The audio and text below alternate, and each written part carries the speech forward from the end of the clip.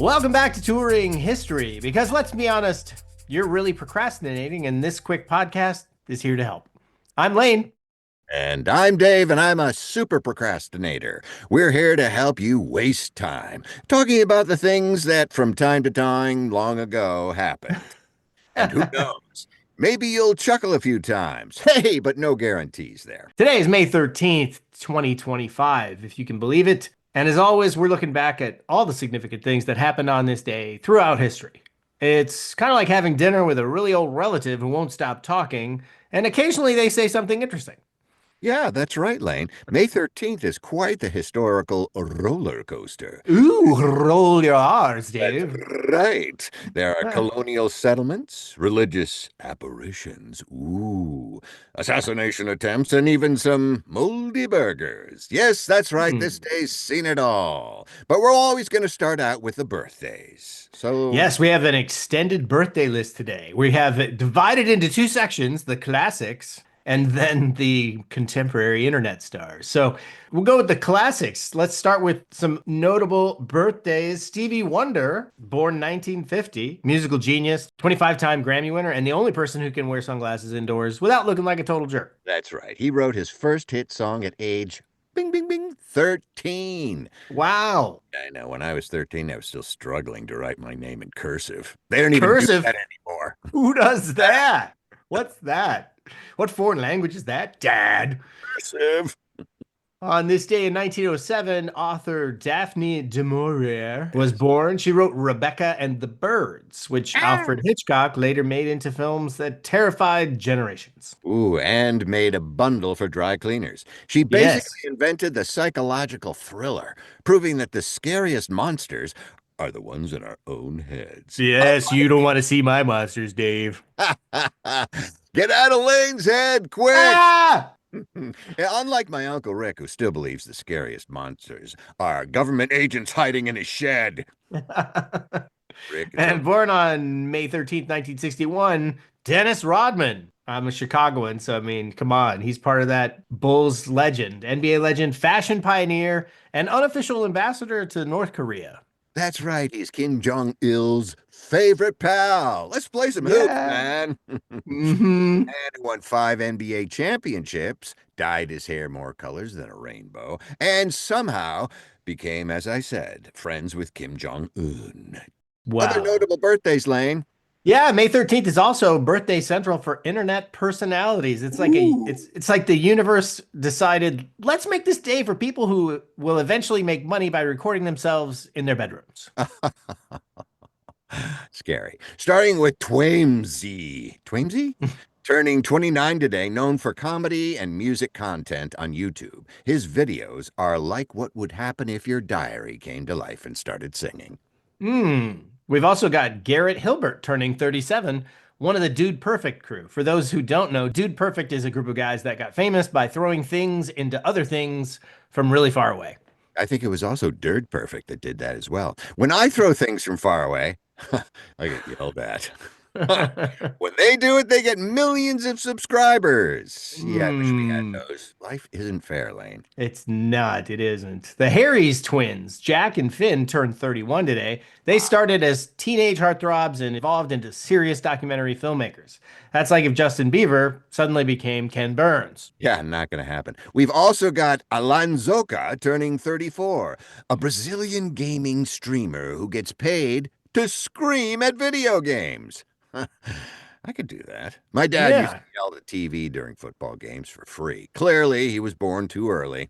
Michael Mandel turns 37 today. He gives legal advice on TikTok as Law by Mike. Nothing says solid legal counsel like getting it from a guy dancing on your phone. Yeah, wow. We've come so far, Lane. We've I also got know. some younger creators. Rory Eliza turns 22, Azalea Carey hits 19, and fantasy VTuber NX Oleander celebrates another year of being an animated character, I guess. The internet is weird, Dave. Understatement of the day, Lane. That's it. That is it. All the birthdays we could think of. So let's do colonial history on May Okay. 13th, 1607. English settlers established Jamestown, Virginia, the first permanent English settlement in North America. Yes, these brave pioneers traveled across the ocean to build a new life in an unknown land. And within a few years, most of them were dead from starvation, disease, or conflict. Hey, great Starting a job. colony was basically like playing Oregon Trail in real life, except with worse odds. Ah, boy, bad choice. They chose a swampy, mosquito-infested area surrounded by hostile forces. I think this place will be great. It's like they were actively trying to pick the worst real estate in America. Yeah, this place has malaria, no clean water, and angry neighbors. Perfect. Let's build here. In fact, let's ask more people to come. Yeah, tell them it's amazing. Ouch! On May 13th, 1917, three shepherd children reported seeing an apparition of the Virgin Mary in Fatima, Portugal. This would become one of the most famous Marian apparitions in Catholic history. Yeah, I've taken one of those drugs. She appears all the time to me. Right. The children claim the Virgin Mary appeared to them on the 13th of 6 consecutive months and revealed three secrets about the future. Hey guys, here she is again. Okay, what now, Mary? Yeah, you know you're having a weird day when the mother of Jesus shows up at your workplace and starts telling you apocalyptic prophecies. I just am the box cutter. I don't know why you keep coming to me. Yeah, I was just watching sheep and now I'm responsible for divine messages? And why Great. don't you go talk to the king? He actually can do something. In racing history, May 13th, 1950, marked the first Formula One World Championship race held at Silverstone Circuit in England. This was the birth of what would become one of the most expensive sports in the world, where teams spend hundreds of millions of dollars to make cars go in circles really fast. And stink up the atmosphere. The winner was Giuseppe Farina in an Alfa Romeo. Back then, drivers wore leather helmets that offered about as much protection as a nice hat. Hey, how do I look? Safety features included none. None. Seatbelts, optional. Fire resistant clothing? What's that? It's hot These in here. guys, they were basically daredevils with cool accents and they rolled their R's in their Alfa Romeo. That's right, and they smoked like chimneys as well, I'm Yeah. sure. On May 13th, 1981, Pope John Paul II survived an assassination attempt in St. Peter's Square in the Vatican. Yeah, he was shot 4 times by Mehmet Ali Agca, but survived. The Pope later visited his would-be assassin in prison and forgave him. Wow, imagine shooting someone and then they show up at your cell to say, hey, buddy, no hard feelings. That's either the ultimate power move or just really good Christianity.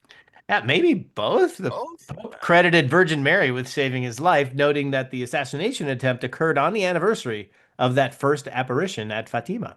Oh, she finally showed up to the right person. Some shepherd in a field. Oh, this is who I should have talked to first. Makes you wonder if the Virgin Mary's been busy on other May 13th throughout history. In more recent history, on May 13th, 2020, Moderna announced promising early results from its COVID-19 vaccine trials, giving the world a glimmer of hope during the pandemic. Do you remember the pandemic, Lane? I kind of do. Yeah, that thing felt like it would never end. And then suddenly, everyone decided it was over, despite, it not really being over and still with Yeah, us to this day. right. Good times. This vaccine was huge, though. It was like seeing light at the end of a very long, mask-filled tunnel. Yes, I remember that, Lane. And it came at a time when we were all discovering that we either love or hate baking sourdough bread, and there was no in between. Some things are just binary. You're Doughy. either in, you're out. I'm for sourdough bread, but not I'm not gonna make it myself. So No. That no. starter thing? Forget it. Yeah, that's no. Uh, but for those of you who do, keep making it because I'll eat it. That's true. On May 13th, 2019, Burger King launched its Moldy Whopper campaign teaser, later praised for its bold anti-preservative stance. Oh boy, that was a risky one. The ad Yeah, campaign that thought showing rotten food would make people hungry. Hey, look at how burger rots. Isn't that appetizing? it actually worked though. They I were know. celebrated for showing that their food was real and would decompose naturally, unlike their competitors. Yes, where the bun sits there for maybe 20 years and still looks the same. Our food gets disgusting and inedible if you leave it out. So buy it now. That's right.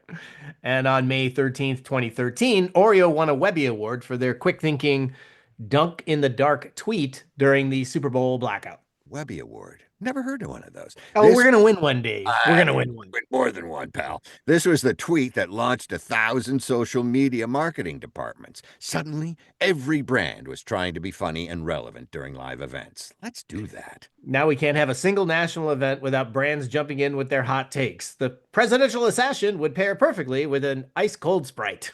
Right. More hot takes. It's time for a quick break. When we return, we'll cover more May 13th moments, including the first woman to scale Everest solo and a bombing on American soil by American police. Stay with us, history lovers. History fans, let me tell you about my new obsession, the Ball Mason Jar Facebook community. Ooh, is that the group with all the fermenting recipes that made your kitchen smell like a science experiment gone wrong last month? The very same. But Wow! Dave, that science experiment is now the most delicious sauerkraut you've ever tasted. It's like time travel in a jar. Oh, I was skeptical, Lane, but when my mother-in-law asked for your pickle recipe, I knew you were onto something because she's a pickle fanatic. That lady's a gherkin girl. Those jars are basically magical. The Ball Mason Jar community has over 100,000 members sharing ways to capture summer's bounty all year long. Imagine grabbing fresh tomato sauce in February that tastes like August sunshine. Oh, this tastes like August sunshine. Have some. And the money you save, Lane. My grocery bill dropped by 30% after I started canning. Take that, inflation. Pow. Plus, there's something deeply satisfying about looking at your pantry filled with colorful jars of food you preserved. It's like having edible Instagram filters. I just go in there every now and then to, stare and wonder. Look at all these colors. The Ball Mason Jar Facebook group, where your grandma's preservation techniques meet modern foodie culture. Why, your ancestors would be so proud and possibly confused by Facebook. What's that? And we're back with more May 13th history. On this day in 1995, Allison Hargreaves became the first woman to scale Mount Everest solo without supplemental oxygen or support from a Sherpa team. Now, wait a minute, Lane. If she was up there alone, how the heck do we know she actually made it? Huh? Well, we just have to trust her. Okay. Too bad she didn't have any of those ball mason jars with her. This is basically the mountaineering equivalent of playing a video game on the hardest difficult setting with one hand tied behind your back. Yeah, I wouldn't know about that. Hargreaves was already an accomplished climber before this achievement. Tragically, she died just 3 months later while descending from the summit of K2. Gosh, I hope that doesn't happen to me because I'm a pretty accomplished climber. Social climber. Oh! She once said, I climb for my children. She wanted to show them that ordinary people could do extraordinary things. Wow. And she certainly did. Her son later became a renowned climber himself, following in her footsteps. Hopefully, not the last footsteps. Oh, that's enough punishment, Lane. Hey, how about the Oh! tensions, Lane? On May 13th, 1958, Vice President Richard Nixon's motorcade was attacked by protesters. Those are protesters. Protesters during a goodwill tour in Venezuela. Goodwill Tour turned into Get Us the Hell Out of Here tour pretty quickly. An angry mob surrounded Nixon's car, spat on him, and nearly flipped the vehicle. Wow, Nixon and his wife Pat were evacuated safely, but it was a stark reminder of anti-American sentiment in parts of Latin America during the Cold War.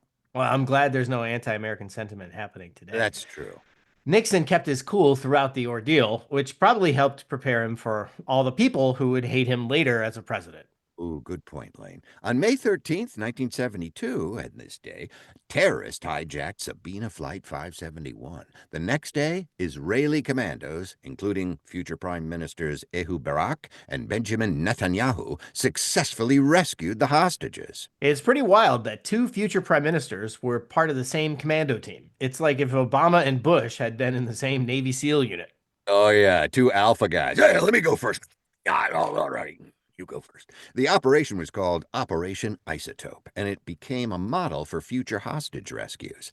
The commandos disguised themselves as airplane mechanics, clever, to gain access to the plane. I'm just going up to check on the tires with this AK-47 tied behind my back. Hello, yes, we're here to fix your wing flaps. Wing flaps. Yeah, don't mind our submachine guns. Those are standard repair tools. That's right. In one of the darkest moments in American police history, on May 13th, 1985, Philadelphia police dropped a bomb on a row house occupied by the MOVE organization, killing 11 people, including 5 children. Oof, not a good move. This is one of those stories that sounds like it couldn't possibly be true. American police bombed an American city, but it happened. Oh, yeah. Go Frank, Rizzo. The bomb started a fire that was allowed to burn, eventually destroying 61 homes and leaving 250 people homeless. That was quite the bomb. It's a horrific chapter in American history that doesn't get discussed enough. The city later paid millions in settlements, but nobody was ever criminally charged for the deaths. Sometimes history isn't just tragic, it's infuriating. And finally, on May 13th, 2019, San Francisco became the first major city in the United States to ban the use of facial recognition technology by police and city agencies. This was a landmark decision in the ongoing battle between privacy rights and surveillance technology. San Francisco basically said, maybe we shouldn't let the government scan and identify everyone's face all the time. Revolutionary concept, Lane. The city that created much of our modern tech was also the first to put limits on it. It's like the person who invented the monster also bringing the pitchforks and torches. Technology often moves faster than our ethical frameworks for using it. Sometimes we need to hit the pause button and ask if we should do something, not just if we can. You could say that again. And that brings us to today, May 13th, 2025. Another day when things will happen that future history nerds will talk about while making questionable jokes. Maybe one of those internet celebrities born today will do something that changes the world. Maybe. Or maybe I'll finally clean out my refrigerator. No. Only time will tell which is more significant. Remember that moldy stuff in the back? It's not going to move without you. I'm betting on the fridge cleaning, too. That's been pending since at least 2023, Lane.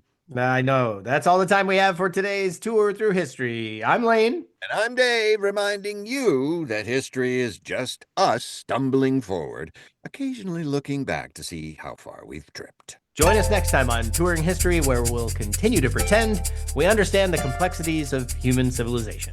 Not going to happen. Goodbye, history lovers. Bye, everybody.